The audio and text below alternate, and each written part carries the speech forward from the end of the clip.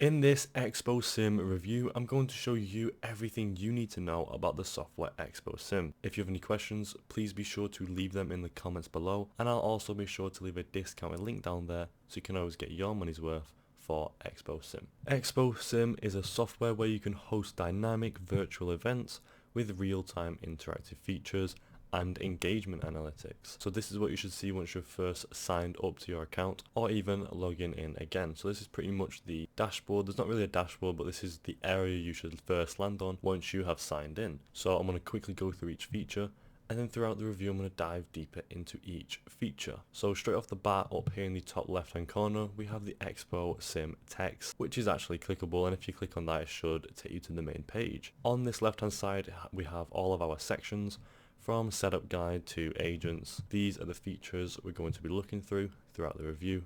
Everything on the left hand side. And up in the top right you pretty much have your account and then just a clear cache button and a preview event. Once you've went ahead and actually set up your event, and you can go ahead and preview it. So right here we have a guide to set up your event on Exposim. If you're logging in or signing up for the first time, you can go ahead and actually go through this if you want to, but we're not going to do that in this review. So we're going to go straight on to the contact person section. Now what this section is a contact section in case you want to go ahead and actually contact anyone through this software. So it says contact person information, and you can go ahead and put in their name, their email and their phone number if you have it, and then click submit, contact them, as easy as that. Back to the left hand side we then have the event details, and this is where pretty much you change all the details for your event, like the event name, company name, tagline, industry, Google Analytic code, widget code, and the event logo if you actually have an event logo or even want one for this certain event. All you have to do is go ahead and just click these and type them in how you would do anything normally, and then for the logo you drag and drop your files or click browse and it should open up your computer's files. That's pretty much it for this section. Again, event details, it all correlates to you. You can go ahead and go through that if you want. Back to the left hand side on the registration form, we can now go on to that. Now this is a bit more overwhelming for any beginners, but we're going to go through each feature and pretty much run through it now. So this is the registration form setup, and this is where you go ahead and actually set up the registration form. So you have the primary fields like your first name, last name, email and mobile, and then you have your additional fields, which is the country, company and designation. And then you have your registration confirmation message at the bottom, which says already thank you for registering. You can go ahead and actually edit this if you want, but we're going to go ahead and just leave it and just click undo. So you can go ahead and change this again to whatever correlates with you. You type in the first name or whatever, the last name, make it enabled or even make it required, and then same with the phone number, and then same with this stuff right here. And that's pretty much it for that. Once you're happy with it, you can go ahead and click submit right there in the bottom left hand corner. If you want to go ahead and actually add a field, you go ahead and click that as well, and you can add a field name or even a field type. Next, moving on to the landing page, we can go onto that on the left hand side. And now this is the landing page, a more visualization page, more something where you want to be creative. It is the page where people actually land on to your venue or your event. So you can go ahead and actually change the home page or even other pages, and then the landing page right here and landing on the mobile. You can go ahead and change it from desktop to mobile, and then you can go ahead and customize them right here. So what you want to go ahead and do is actually customize a landing page on another image editing software, and then save it to your computer and come here and actually go ahead and drag and drop your files or click browse and upload that image to your landing desktop page or landing mobile page. So it's easy as that. You just drag and drop the files once you've actually customized it, and then it's pretty much done. So on the left hand side we now have the venue setup where everything is actually set up. You can go ahead and hide it like that if you want. And then we have the lobby, pre-lobby, auditoriums, pre-auditoriums and the help desk. So we're going to go into the lobby to start off with. So now this is where things actually get more creative again and better rather than just information.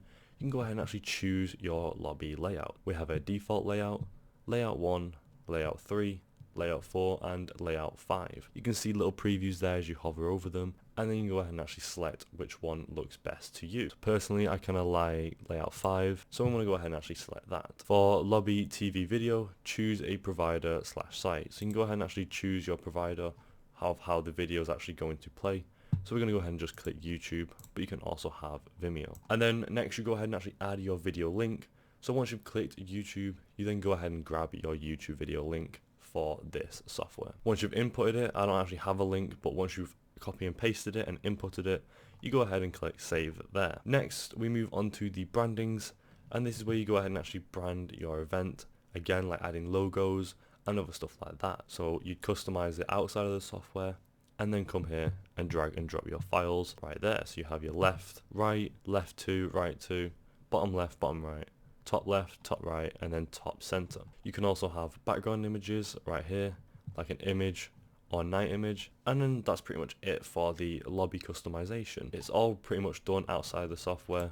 This software just goes ahead and actually pretty much puts it all into one place. Next, onto the pre-lobby. This is a pre-lobby setup, and again, you'd customize an image outside the software and just drag and drop it there. On the auditorium section, this is where it gets more intricate within your event, and this is where things are actually played and shown for your virtual event. So you can actually choose your auditorium, and then you can choose the auditorium layout as well. So we have layout 1 all the way to layout 7, and then you can choose whether you want it just full screen for your video or even a table and a workshop. So go ahead, look through these, see which one you like best. We're just going to go with this one, and then you can go ahead and select it and move on to the next steps. You have your auditorium name. We're going to go ahead and just name it reviews, but you can name it whatever you want, and then the default video URL just like before. You then type in the host or even the co-host and click save, and then you have your meeting and streaming service set up, and then more brandings. Again, customize it outside the software, upload it here, as easy as that. Onto the pre-auditorium section. This is again just one of those areas where you go ahead and drag and drop more files to customize your event more, make it look a bit more creative and a bit more like what you're actually hosting it for. You drag and drop your files just like that. And finally, on the venue setup section, we are on the help desk, where you actually have a help desk section if anyone needs help within your virtual event. So you have default layout 1, 2 and 3, and then just choose one, and then choose a help desk brochure file or even a video URL if you want to, and then click save. Same with the brandings like before, just go ahead and add more images if you want to. That's pretty much it for that section. Moving past the venue setup now, we are now on the agenda section on the left hand side. Now this is where you go ahead and actually change any agendas.